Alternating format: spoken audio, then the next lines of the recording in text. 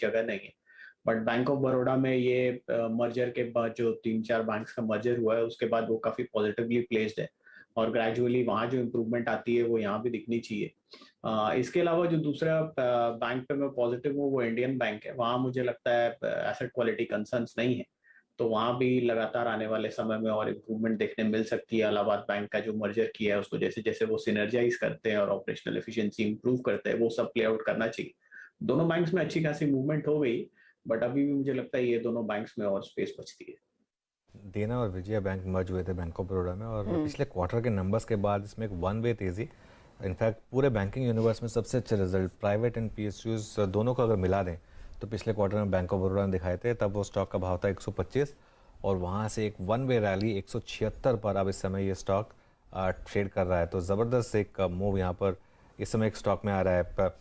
राजेश जी, लग रहा है ये 200 की तरफ अब जाने को तैयार है बैंक ऑफ बड़ौदा?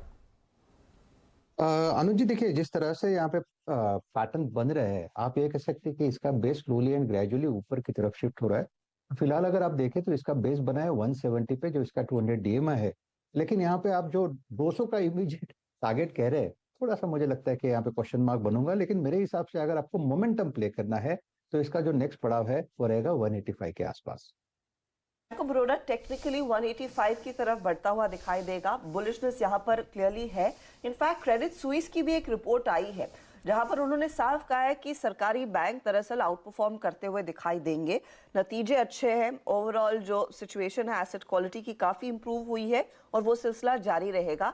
उस लिहाज से बैंक ऑफ बड़ौदा पर उन्होंने जो टारगेट दिया है वो करीब 220 का है। तो अनुज, जो आप पूछ रहे हैं कि क्या 200 की तरफ जाएगा, क्रेडिट स्विस को तो पूरा भरोसा है उसके ऊपर निकलता हुआ दिखाई देगा। 220 का टारगेट क्रेडिट स्विस की ओर से आता हुआ दिखाई दिया है, और साथ ही साथ स्टेट बैंक ऑफ इंडिया पर 730 का एक टारगेट दिया है। हालांकि पिछले कुछ ट्रेडिंग सेशंस में हमने देखा है एसबीआई थोड़े से बैक सीट पर बैठा है और बाकी स्टॉक्स में तेजी देखने को मिली है। सचिदानंद, अगर एसबीआई को चलना है, वो किस लेवल के पार निकलेगा तो आप तेजी करेंगे, या फिर 600 के आसपास भी खरीदने को तैयार हैं आप?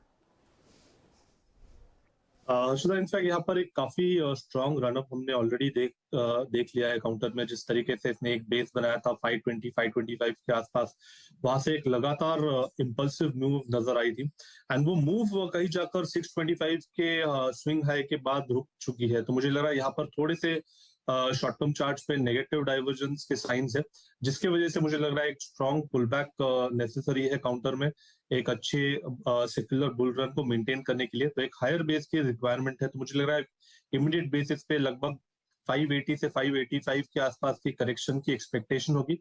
And on the higher side जिस तरीके से यहाँ पर क्लस्टरिंग है 620 से लेके 630 में काफी सारा सप्लाई प्रेशर माउंट हो रहा है। तो मुझे लग रहा है यहाँ पर इमीडिएट बेसिस पे अगर आपको स्टॉप लॉसेस लगाने हैं तो 620 ऑन क्लोजिंग बेसिस ही रखनी चाहिए। बट यहाँ पर मुझे लग रहा है एक अच्छा जोन है जहां पर थोड़ा सा मुनाफा बांध देना चाहिए। And on a decline somewhere close to 585 580 I think एक बेहतरीन मौका होगा वापस री एंटर करने का।